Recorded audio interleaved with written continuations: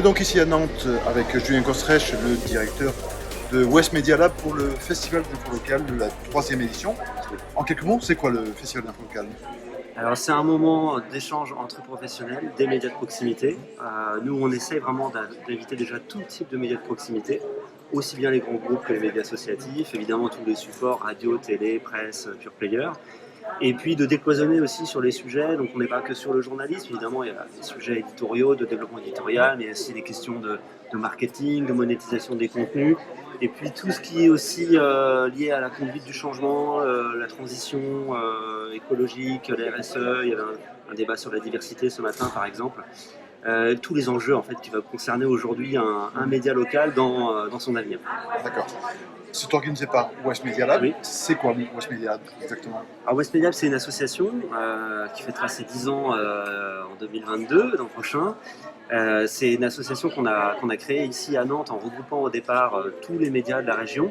Mais pas seulement, l'idée dès le départ c'était d'être un centre de ressources mutualisé, un lab ouvert en fait, qui pourrait servir d'appui pour les médias, mais aussi pour les écoles, pour les startups, on a aussi des collectivités qui viennent avec leurs propres médias et qui ont besoin en fait d'expérimenter des nouveaux contenus, des nouveaux services d'info, peut-être en travaillant avec des informaticiens davantage, avec des web designers, avec toute cette question des croisements, des métiers, des compétences que l'on fait ici. Donc on ouvre des terrains de jeu, on a des ateliers, on organise des hackathons, on a des formations aussi sur le numérique, podcast, newsletter, ça fait partie des choses qui sont beaucoup demandées aujourd'hui. Et puis une activité de veille, qu'on essaie de remonter les projets qui sont intéressants, qui sont inspirants pour les autres professionnels, qui est vraiment du partage au maximum entre pairs.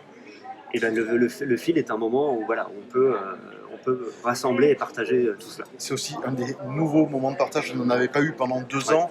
C'était important également pour les éditeurs et tous les acteurs de la presse locale. Oui, alors première édition il y a 3 ans, on a senti que les gens étaient contents de se retrouver aussi un peu comme une famille, parce que le fil c'est les locaux partent aux locaux.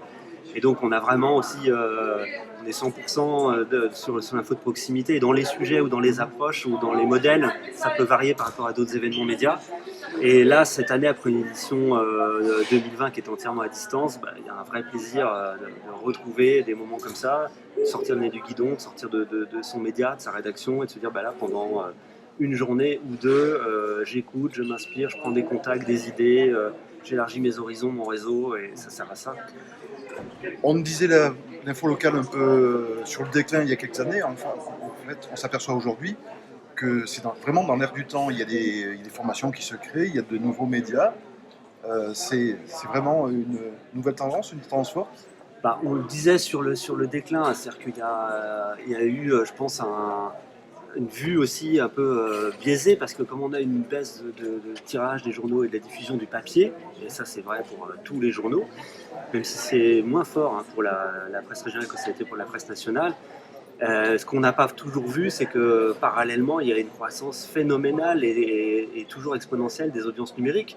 Donc le public il est là.